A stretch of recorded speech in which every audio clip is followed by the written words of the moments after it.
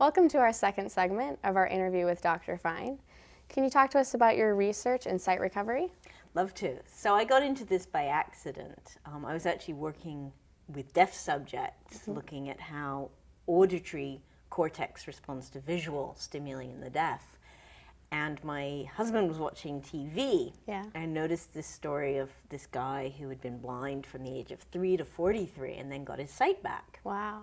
And he sort of said, oh, you should be interested in this. And I was sort of, And then another colleague rang me up and said, oh, you should be interested in this. And I was kind of like, too weird. And finally my supervisor was, call this man. And I never occurred to me that it could be a real case of sight recovery because they're incredibly rare. But I rang up and it was. And it's probably been the most interesting couple of years of my research career. The reason I never expected it to be real was these cases are incredibly rare. You only get them when there's some sort of revolution in ophthalmological procedure. You learn how to take cataracts out, or in this case, you learn how to do a limbal epithelial stem cell replacement, and someone who previously was inoperable suddenly becomes operable again. And so they've had this amazing experience of spending 40 years in the dark, and then suddenly, bam, all this visual information comes in. Wow. Can you tell us a little bit about the patient that you worked with and what that was like for you? One of the fascinating things about studying this is that in science we go in these little steps, one after another. I do this, somebody else does this, I take the next step. When I started studying Mike, I thought, well, I'll read the literature. But the last literature that we had on sight recovery subjects was almost 20 years ago, more than 20 years ago. We knew nothing about the brain compared to what we know now. So you read this literature and you realize that there's just this whole world out there you don't know about. It's like being in this little boat in the middle of this ocean of ignorance, not even knowing where to start. And it was very intimidating. I was quite a junior scientist. I wasn't that much older than you. I was 30, I guess, maybe quite a lot older than you, but I was about 30, maybe younger. And it was scary to suddenly be somewhere where there wasn't an obvious next step, but it was very good for me. It taught me to be much braver in my science. So what did you do to get that next step? I was very conservative. I basically ran everything. I relied on the fact I'm a good fast programmer, and so I just threw stimuli at him. I threw everything but the kitchen sink in there. In fact, I think I showed him pictures of kitchen sinks. Everything. And then what would happen is I'd run these tests, and then I'd look at the data, and I'd think, oh, that's weird. And I'd program all night, and then I'd throw him some more. And a lot of this, experiments were kind of broken, or there was something wrong. But eventually, I started to kind of have a map. The most interesting moment was I'd shown him these pictures of, wire drawing of cubes. Those things you draw in high school, little wire drawings. Yeah. And I'd said, what does this look like? And he'd said, oh, it looks like a square with lines. And I thought, that's interesting. No sense of depth. And then later, I had a picture of a cube moving in depth. And it was obviously for him like he'd put on 3D spectacles. And it popped out in depth. He's like, oh, it's a cube. It's going in and out. And he thought it was just the funniest thing he'd ever seen. And that was just because it was moving? Because it was moving. Wow. And there was this weird dissociation between his ability to see stationary cues, the cues you see in an art gallery, and movement cues. And, it was this amazing moment. It was in science where you suddenly think, like, I know something that nobody else knows. And it's really interesting. Yeah. Often in science, you know something nobody else knows, but it's usually really boring. This was interesting, too. Yeah, definitely. It was a cool moment. What was that like for your patient, Mike? To have your sight back after 40 years. So he had some vision from birth to 3, but he had no memory of it. He had no visual memories. So his visual system would have been pretty normal. At 3, we have almost adult vision. But then, bam, the lights go out for 40 years. There's a lovely description of what vision must be like for an infant, which is a bright buzzing confusion. It's Gibson. And that was very much what it was like for Mike. It was overwhelming at first. If he wanted to concentrate, he had to close his eyes. He had trouble doing things that he could do before because the visual information made it more difficult. So crossing a road, he would be frightened by all the cars. There's another case study of someone who had the same experience. But gradually he learned to kind of zone in on what was useful in his vision and ignore what wasn't useful. Yeah. But he's very much a blind person with vision not a visual person. The vision is something that helps him. The best metaphor he described, he says, I look at a keyboard and I don't know what it is, and then I touch it, and then the visual information makes sense. And we work the other way. If I give you a plastic animal, you'll feel it, and you'll think, oh, maybe it feels like a giraffe, but it's only when you look at it that the touch will make sense. Right. He's the other way around, which is really interesting. That is. It seems like it would be really difficult to adjust to that after getting so used to not being able to see for 40 years. There's actually, it is. There's cases of actually a suicide in the literature of someone who just couldn't deal with the visual information. I think it's a little easier now because people are warned it's going to be difficult. They're not told, oh, you can see. One good metaphor is, imagine if someone suddenly gave you radar. And there's these beeps and chirps and clicks in your head that make no sense, and everyone's like, well, use your radar. Why are you turning on the lights? You've got radar now. Use it. Radar's great. And you're just like, I can't make sense of this. Another metaphor is a graduate student of mine, and we were talking about this, and she said, well, I got depressed moving from New York to San Diego. I found that change difficult. Imagine if every single thing you do, pouring a cup of coffee, walking down the street, has to be done in a different way. Change is very hard to deal with, and having to change the way you do everything has got to be overwhelming for most people. Luckily, Mike's a change seeker, so he dealt with it very well. So would you say that his brain sort of resorted back to when he was very young and still had to sort of relearn everything as an infant would? That was the real question. Would it there were three things that could happen. One of which is that he could have vision of a 3-year-old, which is very good. Yeah. So he would be essentially pretty normal. The other would be that his brain had kind of reverted back to, the vision of someone who was a year old, for example. And the other is what actually happened was something slightly weirder, which is that some things were fine. Motion processing seems to be fine. Right. But other things like face processing, object processing, aren't normal and haven't improved. And the things that are easy and difficult don't map on entirely to kind of what you would expect from what we believe about the developmental time course. Do you know why that would be? I think that different areas of the brain differ in how plastic they are in adulthood. So if you think about it, we have to recognize new faces throughout our life. Yeah. I'm going to meet you now. I'll recognize you when I see you tomorrow. Something in my brain has changed. When I meet you a year from now, you'll have changed. You'll have a pair of glasses by then, because hopefully you'll replace the ones you just broke. But I'll still be able to recognize you. And then I'll remember what you look like with glasses. So the areas that are responsible for faces, I'll meet you 40 years from now and you'll be gray. And I'll be dead.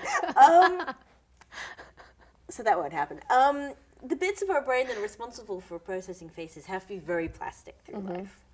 The bits of our brain that process motion, they have to learn these rules of how objects move in the world. But these rules are really rules of physics. They don't change.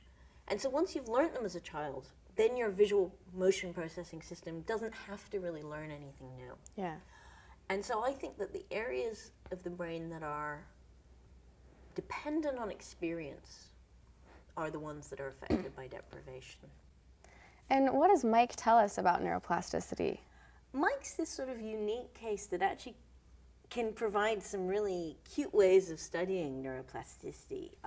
So one of my favorite studies is actually one that was thought of by a very talented young researcher at Caltech, Melissa Syons. And she wanted to tackle the question of when people are blind and visual cortex reorganizes, is there a sort of system to this, or is it just random? Yeah. And so in visual cortex, there's this area called MT+, that responds to visual motion in normally sighted people. So it responds when you see something that's moving. If you don't see anything moving, it doesn't respond. Very simple. And her question was, in someone who is blind, would that area respond to auditory motion, for example? The problem with studying it is that the location of this area varies across individuals. And how do you find it in a blind subject? You can't present a visual motion stimuli and find out where MT is and then see if it lights up to auditory motion. So what she did is she used Mike as a sort of hybrid.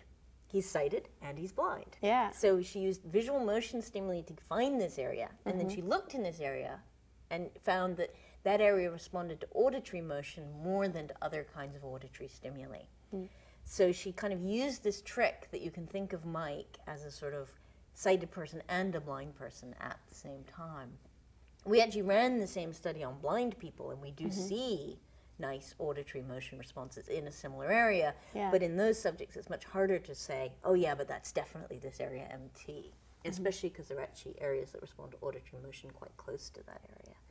So that was a very cute study. It was her idea. And it was very nice because it provided a demonstration that when you have cross-modal plasticity in blind subjects, it's not random. It actually has an organization. And that makes sense, that you would kind of make use of the natural organization of cortex.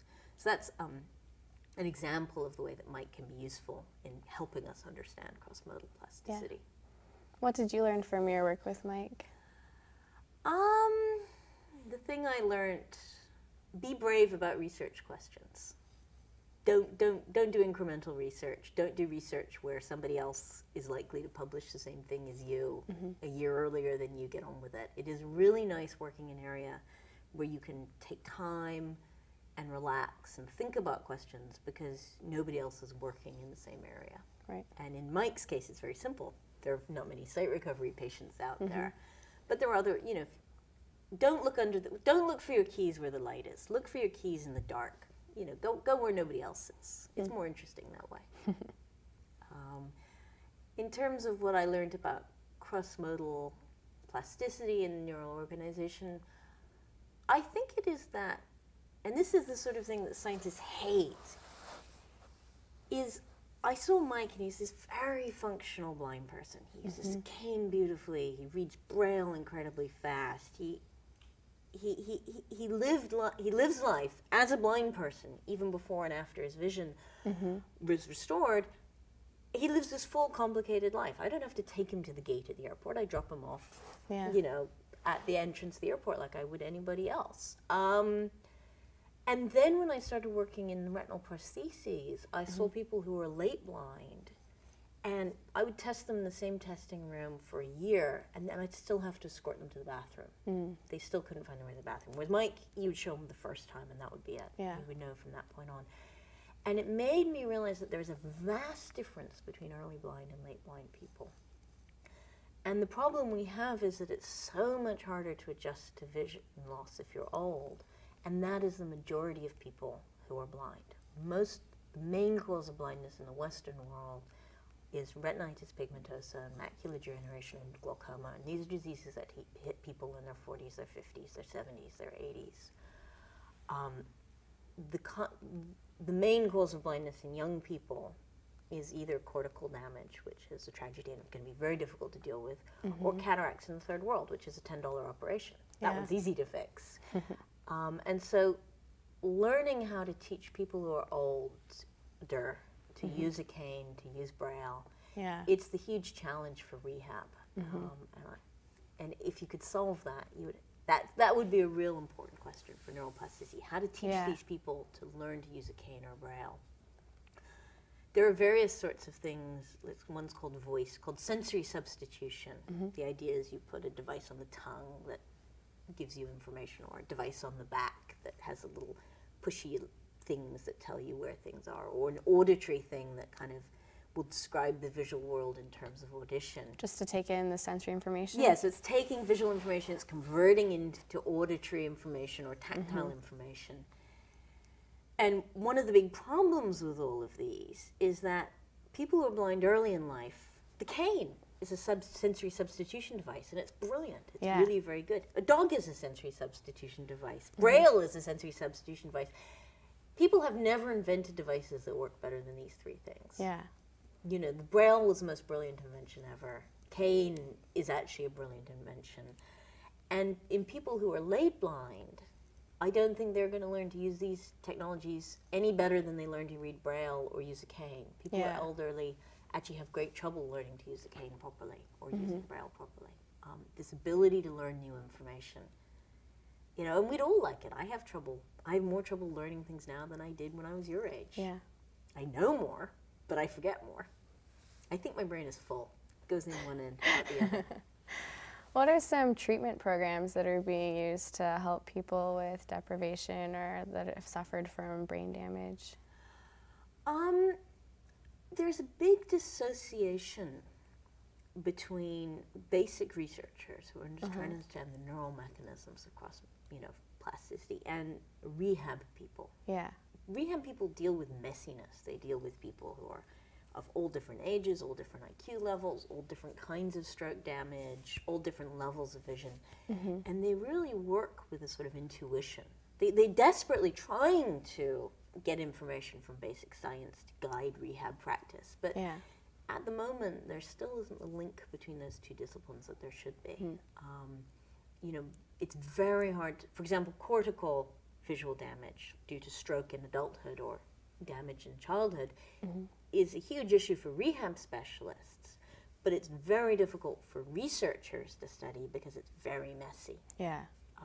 You've got to deal with, mapping out the cortical lesion. It's going to be different for every patient. These patients are going to have other cognitive problems that make it very hard to run vision tests on them. And so it's hard that what would be a really important clinical question is a very tough question for a scientist. I've stayed away from it. It's too hard. Yeah.